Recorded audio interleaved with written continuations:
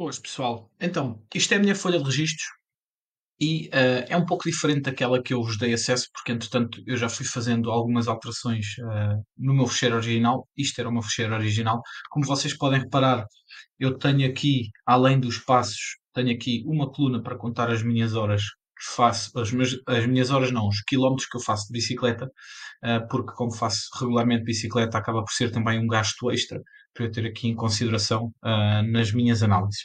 Então, vamos lá explicar como é o primeiro vídeo para eu explicar aqui como é que isto funciona.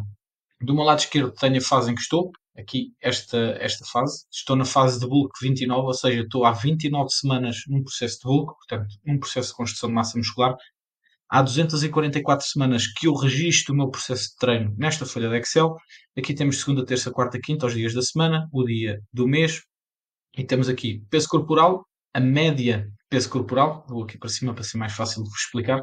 Peso corporal, média de peso corporal, a diferença entre a média das semanas e a percentagem de perda de peso de uma semana para a outra.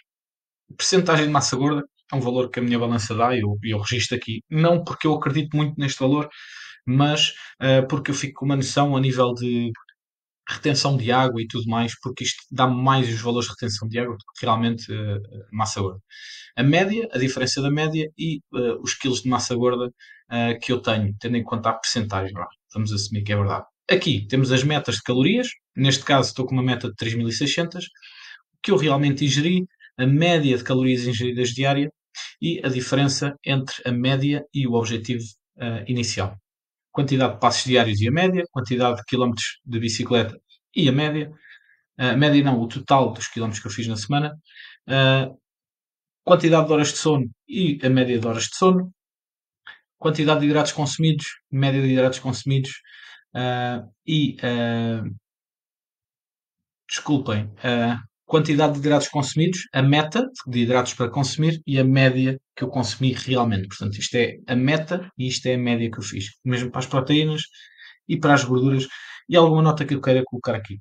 Então, vamos lá analisar aqui esta última semana. Portanto, como podem ver, tenho aqui os vários pesos corporais. Como podem analisar, tive uma média de 88,6 kg, que dá mais 600 gramas do que na semana anterior. Okay? Portanto, supostamente ganhei 600 gramas em relação à semana anterior. A minha massa gorda subiu 0,7 em relação à semana anterior e as minhas calorias, objetivo 3.600, eu comi 3.700. Porquê? Porque aqui no domingo eu comi mais calorias do que aquilo que eu deveria. Porquê? Porque também tive aqui um desgaste gigantesco de bicicleta. Para vocês terem uma noção, o meu cardiofrequencímetro, eu uso cardiofrequencímetro quando vou andar de bicicleta, deu-me um gasto calórico mais ou menos de 2.400 calorias. Portanto, assumindo que isto é verdade, eu até fiquei com calorias negativas. Mas pronto, é uma análise que pode ser feita depois também posteriormente. Então, vamos lá ver o que é importante analisar aqui. Primeiro, o meu objetivo nesta fase de bulk é ganhar mais ou menos entre 0,5 entre 2,5 e 0,5 por cento de peso semanal. Ou seja, ganhar ali mais ou menos entre 100 a 200 gramas por semana. Esta semana eu ganhei 600 gramas. Tá? Então, à primeira vista, nós podemos olhar para isto e perceber uma coisa, que é, eu ganhei muito peso, ganhei demasiado peso para o meu objetivo. E já na semana anterior, tinha ganho 900, também tinha ganho muito peso. E já na semana anterior também tinha ganho muito peso. Então, é importante nós poder não analisarmos só as últimas 2 semanas, mas irmos analisar as semanas anteriores.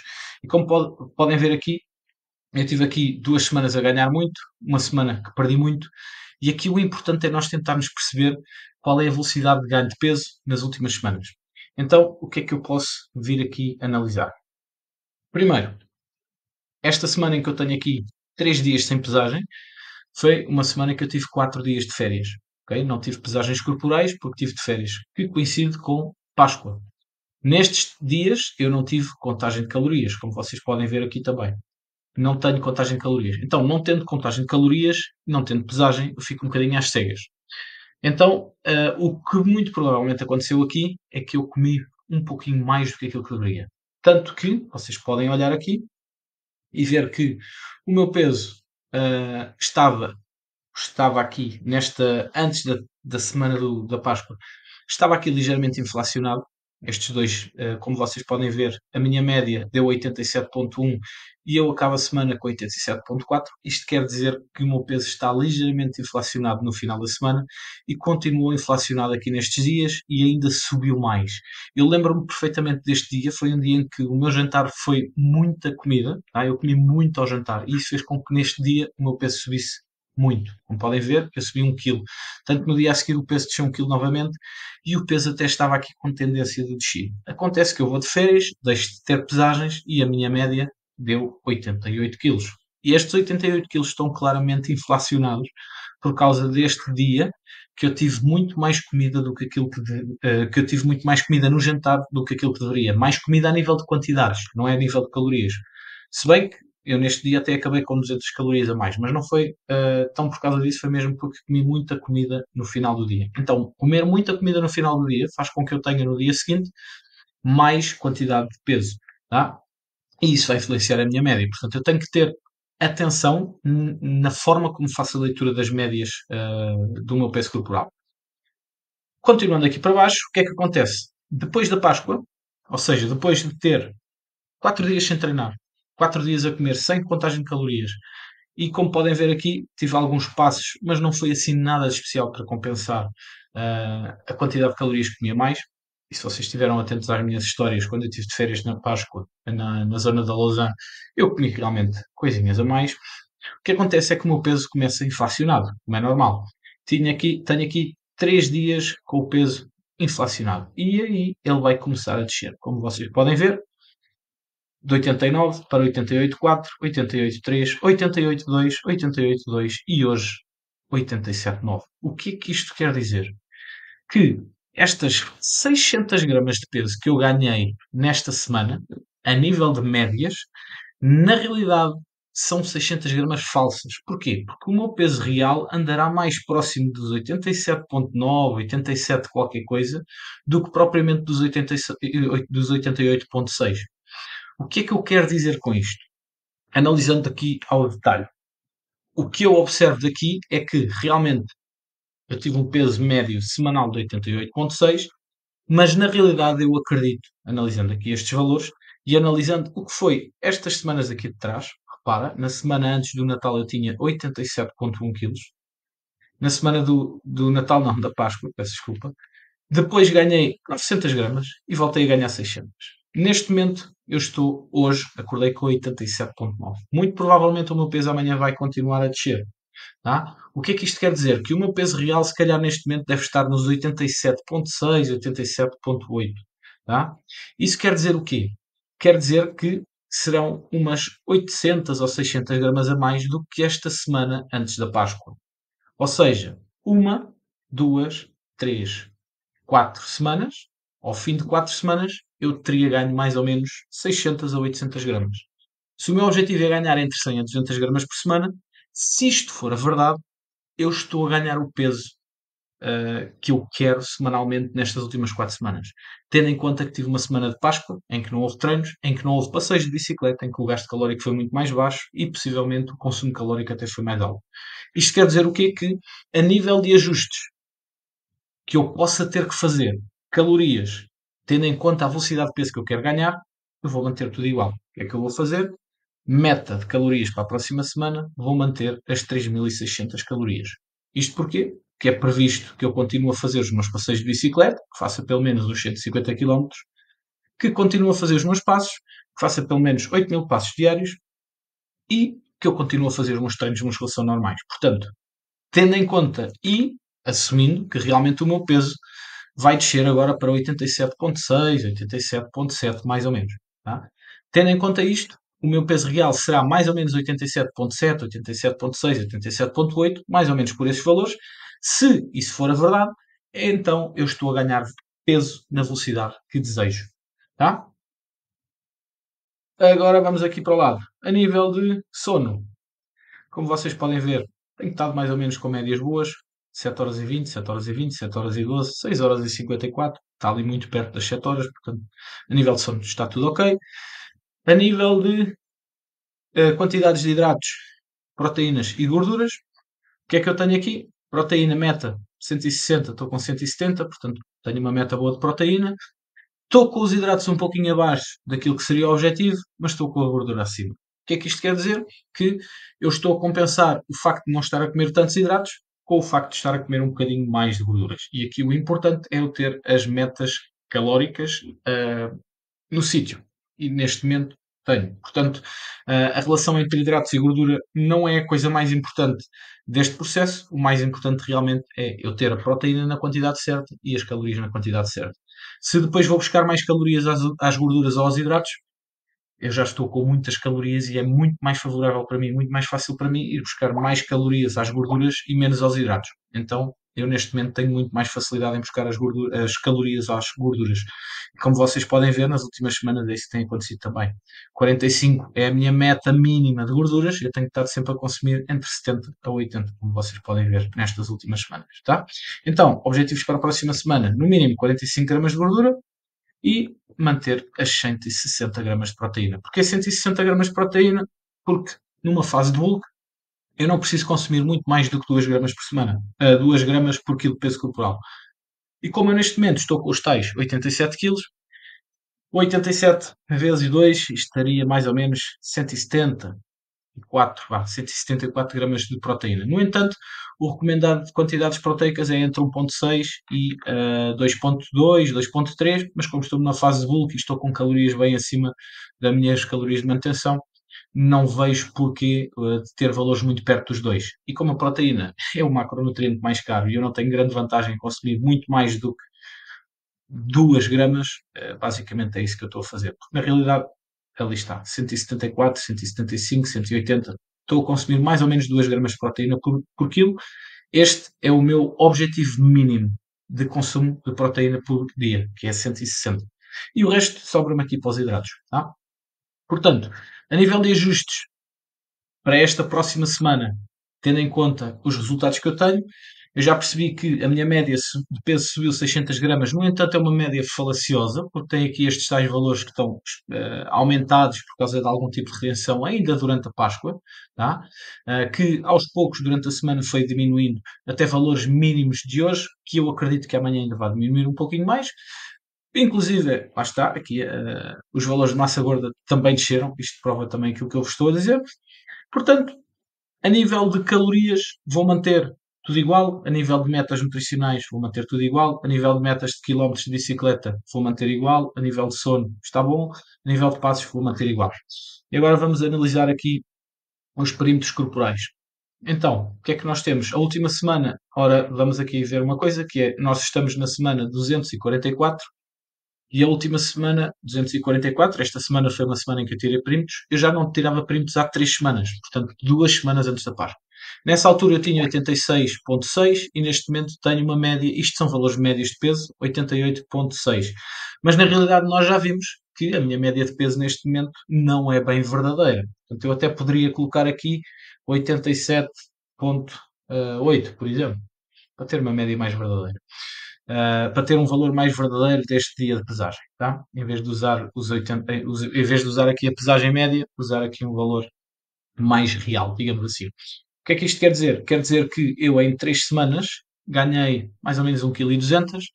Isso quer dizer que eu ganhei mais ou menos 400 gramas nestas últimas 3 semanas. Mas se formos analisar agora esta semana 239, ou seja, há 5 semanas atrás, eu posso verificar que ganhei 1,3 kg.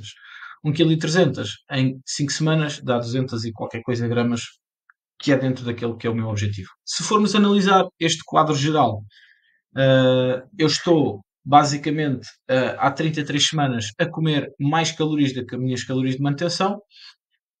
Nestas 33 semanas eu ganhei 7,4 kg, isso dá uma média de 224 gramas por semana. 224 gramas por semana está muito perto do meu objetivo semanal, que é ganhar entre 100 a 200 por semana, portanto posso concluir que este bulk está com uma velocidade de peso tranquila e está dentro daquilo que eu quero. Agora vamos ver aqui os perímetros que eu tiro. Xifoide é o perímetro que eu tenho imediatamente por baixo do meu peito, ok? Ganhei 1 cm. No peito ganhei, isto é mesmo na zona do mamilo, 0,7 cm. No abdominal ganhei 0,9, mas reparem que eu vinha de uma perda de 0,2. Portanto, ele subiu aqui com alguma significância, mas lá está, eu tenho a minha zona abdominal está com alguma distensão devido à quantidade de comida que eu estou a comer. Tá?